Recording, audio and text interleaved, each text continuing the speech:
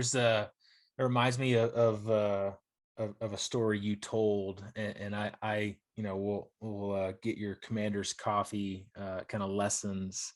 And man, they're awesome. Like every time I watch one of them, listen to one of them, I just get like really like fired up about Yeah, thank you. about our business. And one of the ones that you talked about not too long ago, it was kind of during the height of COVID, was changing your horizon, you know, Mm-hmm. looking further than you need Yes. to change how you're looking at things. And that goes right into this mindset idea of building a business and being elite in that. So if you could, man, like for our audience, for our listeners who haven't heard that story, do you mind just Yeah. kind of giving like a synopsis of that? Yeah, no, it's not a long story. Yeah, I think I framed that for COVID in that was probably March of when things were starting. Yeah, Yeah. March, April, and I was hearing a lot of family and friends and people asking me my opinion. They're like, "Man, if you think this thing's going to be done soon?" And I said, "I don't know. I mean, the thing that you learn again, particularly like in SEAL trays, you think like after a couple thousand push-ups, it will be ending soon, and it won't. It'll just be more, they'll move on to something else. And so if you ever pegged like tried to pin like, oh, this will be over in the next 50, it'd be toxic because there's no way that's when it's going to end when it's going to end. And so I kind of told this story. The story was I showed up my first SEAL team. This is pre 9/11. We started running. I don't know. There's all new acronyms now, but you'd finish a workup. You do OREs, operational readiness exercises, to be ready to go and certified to deploy. And so the way we ran the team, again, pre 9/11, is 2 SEAL platoons, so about 20 guys each. We're running a myriad of different SEAL kind of mission sets in a training environment, but very much live fire, live scenario, lots of operational forces working against you. I mean, very, very, very high end kind of exercise over about 7 days on a 24-hour cycle. I mean, you just catch a nap when you could. And so they would always throw more at you than you could achieve. So, I mean, you'd always be overtasked.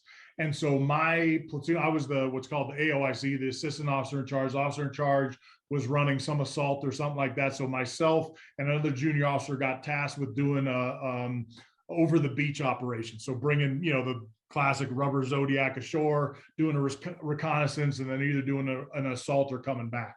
And so like you guys know this, but you kind of base all your movement, particularly at night, on weather and the moon cycle and time and distance and all these things to make sure you can be clandestine and sneak ashore. And we're sneaking ashore on SEAL, trainers. So I mean, they're not gonna give you anything. And so I think we launched our Zodiacs, call it 10 miles out, 8 miles out off the coast. We come in, we do our reconnaissance, everything goes well. We come back in. I remember as we're done cleaning the gear, somebody runs down, is like, "Hey, Rorke," and one of my teammates, the skipper wants to see you, the commanding officer wants to see you. So we go running down to his office. He's like, "Have a seat, boys." He said, so, talk me through the night's event. So we kind of explained everything that happened. And he's like, "Great. What'd you learn?" And, both of us knew he probably had an answer in mind. I'm like, shit, I don't know what he wants to know right now. I was like, "Well, I learned, the gas consumption, this." And I'm just going through the X's and O's.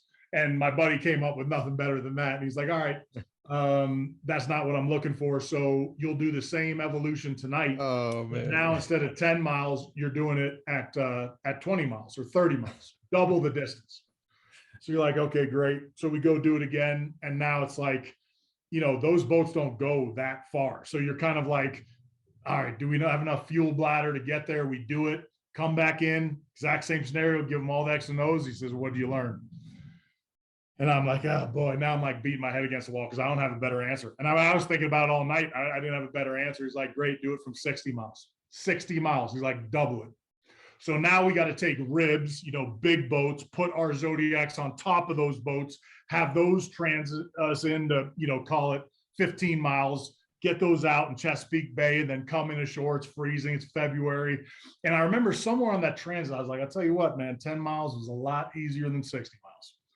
And so then it pings in my head. And so we get done with our op, we go in and we're talking to the boss. And no way am I telling like my buddy, I think I might have the answer, and I'm only hoping I do.